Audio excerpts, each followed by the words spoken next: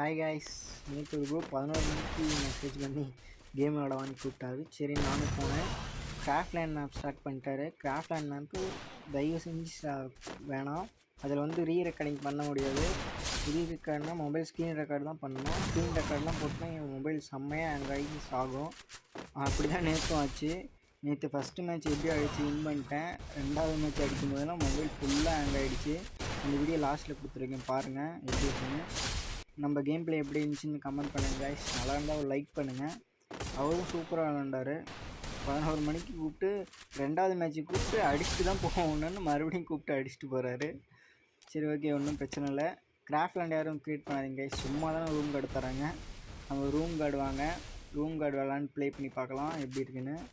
Craftland கூப்பிடாதீங்க guys. அதில் என்ன என் ஃபோன்லாம் ஹேங் கைஸ் ஆகும் ரொம்பமாக. இப்போது 6 GB ரேம் தான் வச்சுருக்கேன். ஓகே.